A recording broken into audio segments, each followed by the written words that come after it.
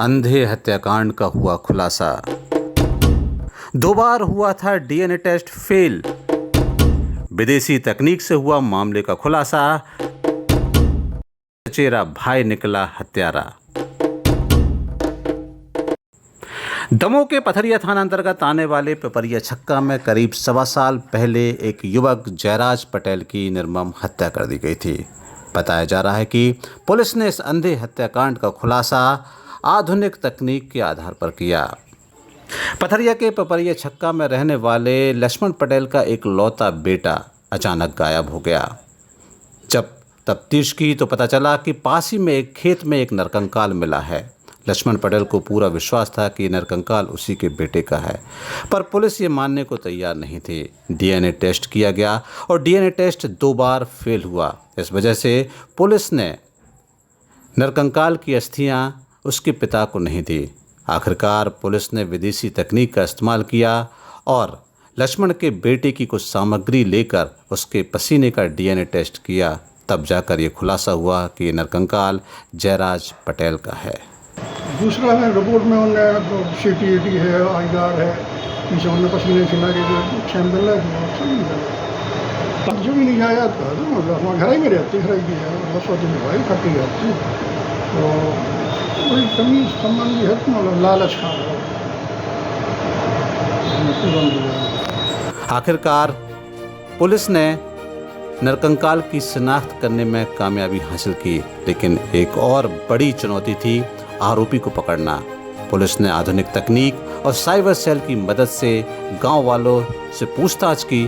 तब जाकर ये खुलासा हुआ कि लक्ष्मण पटेल का भतीजा मानवेंद्र पटेल जयराज को अपने साथ गाड़ी सिखाने के लिए ले गया था। तभी खेत में ले जाकर गला दबाकर उसकी हत्या की और उसके शव को खेत में दफना दिया। लेकिन उस पर नरकंकाल होने की वजह से जो पुलिस ने उसका डीएनए टेस्ट कराया तो डीएनए टेस्ट पॉजिटिव नहीं आया।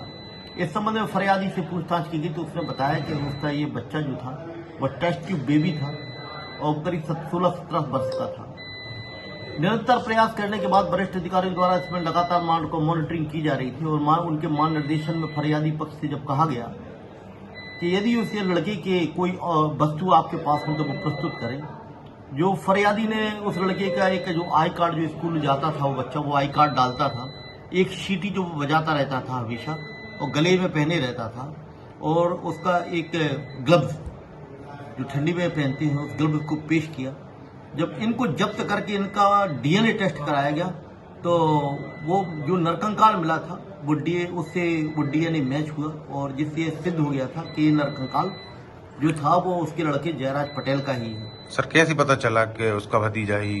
शुरू से मामला गहरा हुआ था कि इनका एक जमीन संबंधी विवाद था। फरियादी जो है वो निरंतर इन पर शक कर रहा था और जब हमने उसको टेक्निकली के वरिष्ठ अधिकारियों ने उसको टेक्निकल देखा, जो टेक्निकल पुलिस के इशू होते हैं उससे जब पूछताछ की गई और उसको जब टेक्निकल जैसे साइबर के माध्यम से साइबर ने भी बहुत मेहनत की है। जब साइबर ने उसका एक बिंदु से जब उससे पूछताछ की गई तो कुछ बातें सामने निकल के आई।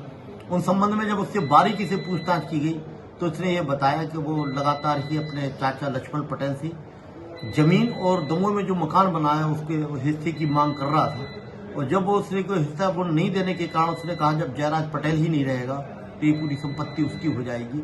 इसी कारण पुलिस के इस खुलासे के बाद आरोपी अब पुलिस गिरफ्त में है। आखिरकार 1.25 साल बाद लक्ष्मण पटेल को अपने बेटे के कातिल का पता चला और कातिल अब सलाखों के पीछे है। पथरिया से प्रबल सोनी के साथ bureau report, Bundelkhand express, Damoh.